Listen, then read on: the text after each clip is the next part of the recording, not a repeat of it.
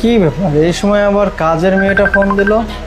Sir একদম চুপ, একটা কথা বলবেন না। এই রুমে কি হয় না হয় আপনি শুধু দেখে যান। আচ্ছা ঠিক আছে। আচ্ছা স্যার, ঠিক আছে।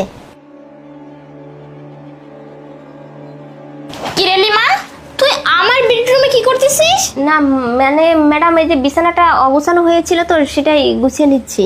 ঠিক আছে যে বিছানাটা অগোছানো আছে, কিন্তু তোকে একদিন বলছি না যে আমি যখন রুমে থাকি না তখন তুই আমার রুমে আসবি না? ম্যাডাম আসলে ভুল হয়ে গেছে, অনেক নোংরা ছিল তো ওগুলোই পরিষ্কার করতেছিলাম। পরিষ্কার করা হয়ে গেছে? হ্যাঁ হ্যাঁ। আসুন, থালা বাসন ছিল, পরিষ্কার করছিস? এখনই গিয়ে করতেছ?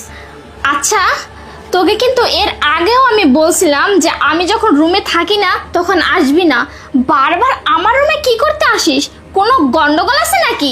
না না ম্যাডাম, আপনি কি বলতেছেন? অগোছানো ছিল সেগুলো আমি সুন্দর করে গুছিয়ে দিতে আসছিলাম, তাছাড়া অন্য কিছুই না। ও আচ্ছা ঠিক আছে, যা, আর কখনো কিন্তু আমার রুমে আসবি না। আচ্ছা ম্যাডাম, ঠিক আছে, আসি। বিরক্ত করে একটা, সব সময় না বলে আমার রুমে চলে আসে। তো এসব বাদ দিই, একটা কাজ করি, আমিনুলকে একটা ফোন দিই। আরিফ তো অফিসে চলে গেছে।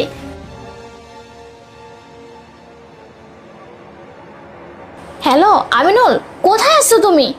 আরে শোনো না, আমার হাজবেন্ড তো অফিসে চলে গেছে। তুমি একটা কাজ করো, তুমি তাড়াতাড়ি আমার কাছে চলে আসো। আরে হ্যাঁ হ্যাঁ বাবা, বাড়িতে চলে আসো। আচ্ছা আচ্ছা ঠিক আছে, ওকে বাই। আমিনুল এখনই চলে আসবো, ওর জন্য একটু ওয়েট করি। আরে বেবি, হাই বেবি। কি অবস্থা তোমার? আরে এতক্ষণ লাগে, কখন কল দিচ্ছি? আর বুঝো না, রাস্তাঘাটে জ্যাম, আর এত তাড়াতাড়ি হুট করে আসা যায়? তোমার স্বামী কোথায় গেছে? স্বামী আবার কোথায় যাবে? স্বামী অফিসে চলে গেছে। কি বলো তুমি? তাহলে বাসা কেউ নেই? বাসায় কেউ নেই, কাজের মেয়েটা আছে। কাজের মেয়েটার সাথে একটু রাগারাগি করছি, ও আর আসবে না আমার রুমে। সমস্যা নেই, তুমি ভয় পাচ্ছ কেন? ও তো আবার কিছু বলে দেবে না? আরে না বাবা, ও কি করে বলবে? ও তো জানেই না যে তোমার সাথে আমার সম্পর্ক চলতেছে। আর যদি ও জানে, বলবো তুমি আমার মা, তো ভয় হও। আর কোনো সমস্যা? ও, তোমার মাথায় যে বুদ্ধি, বুঝতে পারছো? সেই বুদ্ধি তোমার মাথায়। বুদ্ধি আছে দেখেই তো আরিফকে এইভাবে ঠকাচ্ছি, বুঝতে পারতেছে না? ও কিছুই জানে না। তার মানে শান্তা এগুলো করতেছে না? আমি অফিসে থাকি আর ওই সুযোগে অসৎ ব্যবহার আজকে দেখতেছি।